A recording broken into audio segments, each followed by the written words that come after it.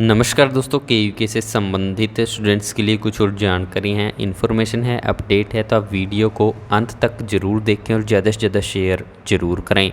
इस महीने के की तरफ से काफ़ी सारे कोर्सेज के रिजल्ट्स डिक्लेयर किए गए हैं, जिसमें कि सेमेस्टर सिस्टम के भी, रेगुलर वाले स्टूडेंट्स के भी रिजल्ट शामिल हैं।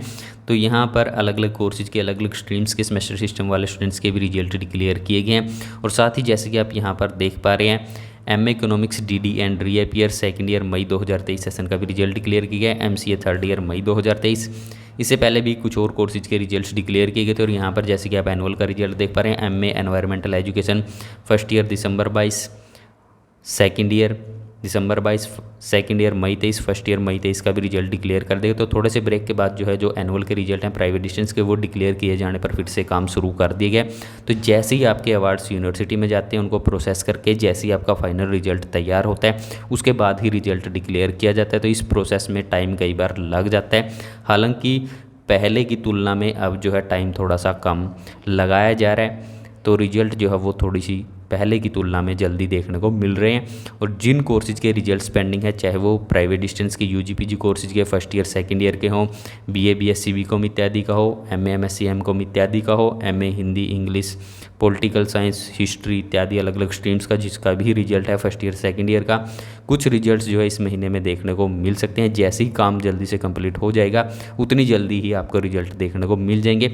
और अगर बात करें बीएड फर्स्ट ईयर का रेगुलर स्टूडेंट्स का जो एग्ज़ाम हुए थे, उनका रिजल्ट इस महीने में देखने को मिल सकता है। अगर सब कुछ सही रहा तो इस महीने में रिजल्ट आ सकता है, अदरवाइज जो है नेक्स्ट मंथ रिजल्ट देखने को मिल पाएगा।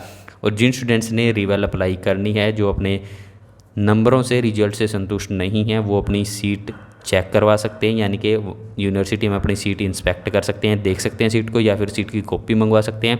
और अगर स्टूडेंट्स चाहें तो री इवैल्यूएशन का फार्म भी अप्लाई कर सकते हैं। वो स्टूडेंट्स की अपनी इच्छा के ऊपर निर्भर है कि वो कौन सा ऑप्शन सेलेक्ट करेंगे। जिन्होंने रिवेल भरनी है वो रिवेल भर सकते हैं। और जिन कोर्सेज के रिजल्ट्स पेंडिंग हैं, उन स्टूडेंट्स को इंतज़ार तो करना ही पड़ेगा। और अगर बात करें जो प्राइवेट के फार्म ओपन होते हैं, वो नवंबर में अमूमन ओपन हो जाने चाहिए। तो यहाँ पर देखना ये है कि जितनी जल्दी रिजल्ट डिक्लेयर होंगे, उतनी जल्दी फार्म ओपन हो सकते हैं। लेकिन फिर भी आपको नवंबर तक तो वेट कम से कम करना ही पड़ेगा। नवंबर आने पर ही आगे की अपडेट जारी रह पाएगी, आगे की जानकारी आपको प्राप्त हो पाएंगी। जो स्टूडेंट्स रिजल्ट आने के बाद रिवेल अप्लाई करने के इच्छुक हैं, वो रिवेल वाले पोर्टल पर जाकर जानकारियां चेक कर सकते हैं कि उनके कोर्स के लिए रिवेल अप्लाई करने का शेड्यूल पोर्टल पर आया है या नहीं आया है। जैसे ही आपके कोर्स के लिए पोर्टल पर शेड्यूल आ जाएगा, उसके बाद ही आप री इवैल्यूएशन अप्लाई कर पाएंगे। फिलहाल यहाँ पर इन सारे कोर्सेज के लिए री इवैल्यूएशन अप्लाई करने के लिए पोर्टल अवेलेबल है। पोर्टल को ओपन किया गया यहाँ पर नॉर्मल फ़ीस के साथ, और 300 रुपये की लेट फीस के साथ पूरा शेड्यूल यहाँ पर बताया गया है। अगर किसी स्टूडेंट ने री इवैल्यूएशन के फार्म भरवाने हैं, तो वो टेलीग्राम पर संपर्क कर सकते हैं। टेलीग्राम पर आपने आईडी सर्च करनी है HR0864S, HR0864S। रिवेल का रिजल्ट रीअपियर एग्ज़ाम से पहले डिक्लेयर करने की मांग को लेकर जो है छात्र संगठन की तरफ से प्रदर्शन किया गया। और के प्रशासन की तरफ से ये आश्वासन दिया गया कि रीअपियर के एग्ज़ाम से पहले रिवेल का रिजल्ट डिक्लेयर किया जाएगा। जबकि लगातार के अपनी मनमानी हरकतों से जो है वो बाज नहीं आती है, लगातार जो है स्टूडेंट्स को परेशान करने पे तुली रहती है। किसी स्टूडेंट का रिजल्ट रिवेल का 1 महीने में आता है, किसी का 2 में, किसी का 3 महीने में, किसी को 6 महीने तक लग जाते हैं। और ऐसे भी केस देखने को मिले हैं कि 8 महीने में स्टूडेंट्स के रिवेल का रिजल्ट डिक्लेयर हुआ है। तो ऐसे में यहाँ पर चाहे गलती किसी की भी हो, लेकिन खामियाजा स्टूडेंट्स को भुगतना पड़ता है। अगर स्टूडेंट्स के नंबर इंक्रीज होते हैं, तो सबसे पहली बात यही है कि जिसने पहले सीट चेक करी, क्या उसकी आंखें मिची हुई थी, उसने ठीक से चेक क्यों नहीं करी। अगर रिवेल में नंबर स्टूडेंट्स के बढ़ते हैं, तो उसकी फ़ीस वापस की जानी चाहिए।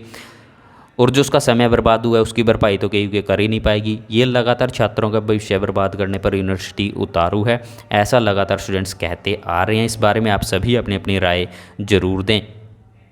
Centre for distance and online education की तरफ से, जिसको पहले DDKUK कहा जाता था, इसकी तरफ से जो डिस्टेंस वाले स्टूडेंट्स हैं अलग अलग कोर्सेज के, अलग अलग सेशंस के, उनके PCP शेड्यूल के लिए यहाँ पर नोटिफिकेशन जारी कर दी गए। तो जो भी संबंधित कोर्सेज के स्टूडेंट्स हैं, वो अपने कोर्स और सेशन के अकॉर्डिंगली अपना PCP शेड्यूल चेक जरूर कर लें और अपनी PCP क्लासेज अटेंड जरूर करें। और अगर किसी की फ़ीस बकाया है, फ़ीस पेंडिंग है, तो अपनी पेंडिंग फ़ीस भी पे ज़रूर कर दें।